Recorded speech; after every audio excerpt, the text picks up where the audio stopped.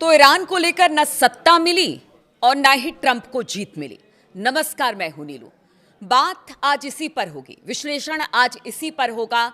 आज खबरें भी आपको बताएंगे, लेटेस्ट खबरें क्या हैं, उस वक्त किस तरह के हमले ईरान इजराइल पर कर रहा है और अमेरिका के जो हेलीकॉप्टर एयरबेस है उस पर भी उसने हमला किया है, उस बात की जानकारी, कितना नुकसान उस बात की भी जानकारी। लेकिन विश्लेषण इस बात का कि आज 11वें दिन भी जो ट्रंप की मंशा थी या जो नेतन्याहू की मंशा थी वो पूरी होती कहीं से दिखाई नहीं दे रही है। देखिए, कुछ बातें ऐसी हैं, कल जिस तरह से मुज्तबा खामनेई को सर्वोच्च नेता चुन लिया गया और उसके बाद हमले ज़बरदस्त तरीके से हमने देखे कि किस तरह से चाहे वो इजराइल हो या अमेरिका के एयरबेसेस हो, उनको निशाना बनाया गया एक साथ, चाहे वो खैबर मिसाइल हो या फिर हाइपरसोनिक मिसाइलों से हमला किया गया।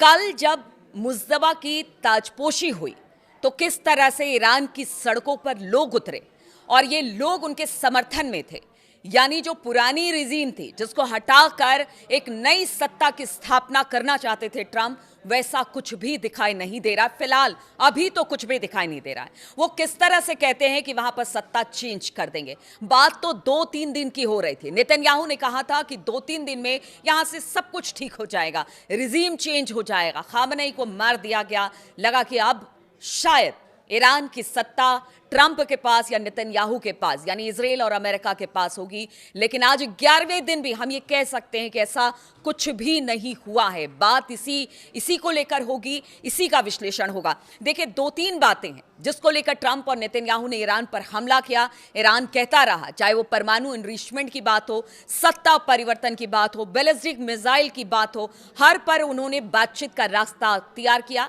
यानी ईरान की हम बात कर रहे हैं, लेकिन उस बातचीत को बीच रास्ते में ही छोड़कर ट्रंप और नेतन्याहू यानी अमेरिका और इजराइल ने ईरान पर हमला कर दिया। अब तो पूरी दुनिया, हाहाकार पूरी दुनिया में मचा हुआ है कि इस युद्ध का होगा क्या। आज 11वां दिन है और इस 11वें दिन 2-3 बातें सामने रखते हैं। जिस तरह से कल मुज्तबा खामनेई की ताजपोशी हुई और उसके बाद जबरदस्त तरीके से इजराइल और अमेरिका के एयरबेसेस पर हमला किया गया।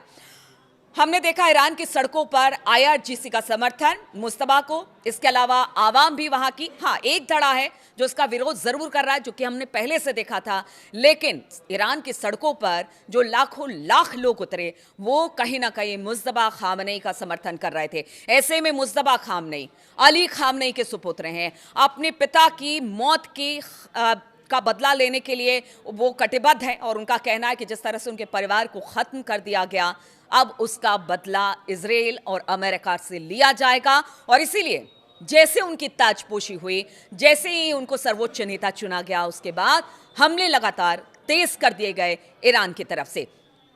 1-2 दिन पहले की बात है और कल की बात ट्रंप ने भी कि देखिए, उनके ट्रंप का कहना था और अमेरिका का कहना था कि ईरान की मिसाइलें खत्म हो रही है, उनके हमले की जो फ्रीक्वेंसी थी वो कम हो गई है। लेकिन ऐसा लगता नहीं है। अब 2-3 बातें इससे जुड़ी हुई भी बता देते हैं। मुज्तबा खामनेई की ताजपोशी होती है और इजराइल में बताया जा रहा है कि कल देर रात करीब जो खैबर मिसाइलें हैं वो भारी तादाद में गिरी है, तबाही जबरदस्त तरीके से हुई है। वहीं पर अगर अल उदैद एयरबेस की बात की जाए कुवैत में, तो वहां पर जो उनका हेलीकॉप्टर बेस था, एयरबेस था, उसको तबाह कर दिया गया है। पूरे मिडिल ईस्ट से यहीं से संचालन होता था, जो हेलीकॉप्टर से और बाकी विमान थे। अब उसकी तबाही के बाद अमेरिका सख्ते में आ गया है। इधर बॉडी बैग अमेरिका भेजे जा रहे हैं अमेरिकी सोल्जर्स के।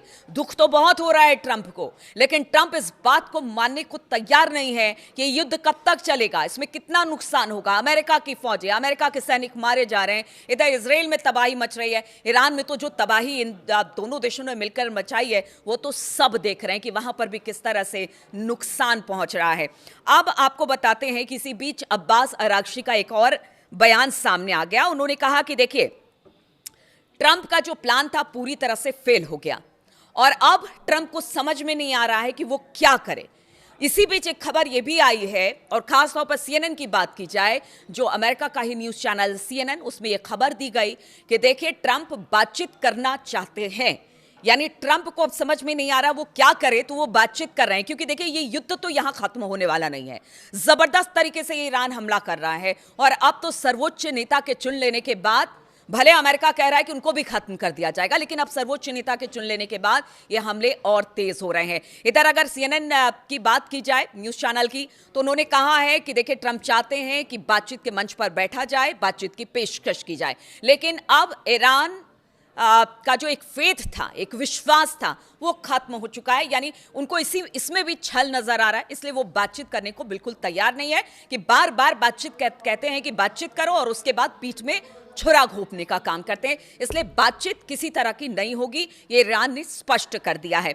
वहीं अरब के भी एक बड़ा प्रतिष्ठित अखबार है, उसने भी इस बात की पुष्टि की है। यानी अब ट्रंप चाहते हैं कि बातचीत हो। कई मुल्कों से उन्होंने ऐसी खबर आ रही है, हालांकि ट्रंप और अमेरिका इस बात को डिनाई करता रहा है और डिनाई कर भी रहा है कि वो किसी तरह की कोई बातचीत नहीं करेगा। अब यहां से हमले और तेज किए जाएंगे। चलिए, ये तो बात हो गई कि बातचीत या फिर हमला क्या होगा, लेकिन जिस तरह से मुस्तफा खामनेई की ताजपोशी हुई है, हमला किया गया ईरान की तरफ से, कहा यह जा रहा है कि अब अमेरिका भी यहां से हमले तेज करेगा, तो कहीं से भी युद्ध रुकने की संभावना दिखाई नहीं दे रही है। अब जो जानकार हैं, जो डिफेंस एक्सपर्ट हैं, जो वॉर एक्सपर्ट है, वो बता रहे हैं यहां से हमले और तेज होंगे, चाहे वो अमेरिका की बात की जाए, इजराइल की बात की जाए, और ईरान तो जो अपनी मिसाइलें दाग रहा है, उससे जो कहर बरपा है इस वक्त पूरे अरब देशों में, और अरब देशों में स्थित अमेरिका के जो ठिकाने हैं वहां पर, वो साफ तौर से ये बयान कर रहा है कि अब यहां से लड़ाई और ज्यादा बड़ी होगी और लंबी खिंचेगी। इधर अब्बास अरगची ने कहा है कि अमेरिका 2-3 दिन में युद्ध को जीतने वाला था। सत्ता बदलने की जो उनकी ख्वाहिश थी वो धरी की धरी रह गई है, लेकिन अब उसने पूरी दुनिया को मुश्किल में जरूर डाल दिया है और अब ट्रंप के पास कोई प्लान नहीं है। अब ट्रंप करेंगे तो आखिर क्या करेंगे। इसी बीच ये भी खबर आ रही है, तो अब्बास अरगची ने कह दिया कि अब पूरी दुनिया फंसी सी नजर आ रही है इस युद्ध के बाद। लेकिन सवाल ये उठता है, क्या अमेरिका को इस युद्ध में ढकेलने वाला इजराइल है? क्योंकि अब तो सोशल मीडिया पर यह भी खबर आ रही है कि नेतन्याहू पिछले 4-5 दिन से नजर नहीं आ रहे। उनके ट्विटर हैंडल पर एक भी पोस्ट नजर नहीं आ रहा है, उनके बयान नजर नहीं आ रहे। 4-5 दिन पहले वो एक अस्पताल में दिखाई दिए थे, लेकिन अब उनका कोई अता पता नहीं है। क्या वो इस वक्त इजराइल में है या फिर कहीं और चले गए हैं? तो इसीलिए कहा जा रहा है कि ट्रंप ने नेतन्याहू पर विश्वास कर लिया। लेकिन आप ये समझिए कि खाली ये कि फंसा दिया, कर दिया, ट्रंप या अमेरिका कोई बच्चा नहीं है कि जिसको आप फंसा देंगे या उसको बरगला देंगे। यानी सोची समझी साजिश के तहत ही इन दोनों ने ये काम किया। लेकिन अब ये कहा जा रहा है कि शायद ट्रंप फंस गए हैं, अब उनके लिए गले की फांस बन गई है कि किस तरह से इस युद्ध को रोका जाए। उधर रूस की भी बात कर लेते हैं जल्दी से, क्योंकि रूस ने कल कह दिया था कि देखिए अमेरिका की दादागिरी नहीं चलेगी। इसको लेकर मैंने वीडियो भी बनाया था और अब रूस ये कह रहा है कि देखिए जो तेल का संकट इस वक्त पूरी दुनिया में खड़ा हुआ है, उस तेल की आप चिंता ना करें, वो तेल रूस देगा। देखिए लोग ये कह रहे हैं कि रूस इस वक्त बड़ी कमाई कर रहा है, रूस के लिए अब एक रास्ता खुल गया है, लेकिन आप ये भी समझिए रूस ईरान के साथ हमेशा से रहा है। वो सैनिक भले अपने ना दे, लेकिन स्ट्रेटेजिकली बहुत ज्यादा असर वो ईरान पर उसका असर देखने को मिल रहा है। चाहे वो सैटेलाइट तस्वीरें हो, इंफॉर्मेशन हो, या ईरान के साथ खड़े रहने की बात हो, हर बार रूस ईरान के साथ ही खड़ा नजर आया है। इधर अगर रूस यूक्रेन की बात की जाए, हालात रूस के पीछे 4 साल में काफी ज्यादा खराब हुए और यूरोपीय मुल्क या फिर अमेरिका की नजर लगातार रूस पर रही। लेकिन अब वहां से ध्यान हटकर ईरान की तरफ अमेरिका और बाकी यूरोपीय देशों का ध्यान चला गया है। इधर जो नुकसान पीछे 4 सालों में रूस को हुआ है, शायद उसके लिए एक अच्छी अपॉर्चुनिटी है अगर रूस सबल होता है यहां पर। क्योंकि देखिए रूस यूक्रेन युद्ध में अगर यूक्रेन को हथियार सप्लाई किया गया और नाटो देश जितने थे उन्होंने हथियार सप्लाई किया, इसी वजह से कहा जा रहा है कि अभी तक यूक्रेन जो है वो इस युद्ध में सरवाइव किए हुए है, क्योंकि यूरोपीय देश और अमेरिका हथियार दे रहा है यूक्रेन को। तो रूस भी खार खाए बैठा है अमेरिका से कि जिस तरह से युद्ध को इतना लंबा खींचा और जो युद्ध के हथियार यूक्रेन को लगातार उपलब्ध कर रहे हैं। रूस की स्थिति पीछे कुछ दिनों में कमजोर हुई, यहां तक कि टैरिफ को लेकर भी कहा गया कई देशों से कि अगर रूस से आप तेल खरीदते हैं तो फिर आपको भारी भरकम टैरिफ चुकाना पड़ेगा। तो ये सारी बातें भी रूस के लिए मुफीद नहीं थी। अब ऐसे में रूस अगर तेल से पैसा कमा रहा है, अपने को मजबूत कर रहा है, तो वो कहीं ना कहीं अगर चाइना, रूस और ईरान या बाकी इधर दक्षिण कोरिया, उत्तर कोरिया की बात कर ले, ये सब एक खेमे में है। इधर यूरोपीय या अमेरिका, ये सारे यूरोपियन यूनियन और अमेरिका एक तरफ एक खेमे में दिखाई दे रहे हैं। ऐसे में सवाल ये उठता है कि अब रूस जो तेल देने की बात कर रहा है, अपने आप को स्ट्रेंथेबल करना चाहता है, यानी कि मजबूत करने की कोशिश की जा रही है उसकी तरफ से, लेकिन वो अब भी ईरान के साथ खड़ा है। भले लोग ये कहे कि रूस उस तरह का साथ नहीं दे रहा है या चीन उस तरीके का साथ नहीं दे रहा है, लेकिन अंदर खाने किसे क्या पता कि किसे क्या मिल रहा है, किससे मिल रहा है। क्योंकि देखिए, ये वर्ल्ड ऑर्डर में सारी चीजें चेंज हो रही है।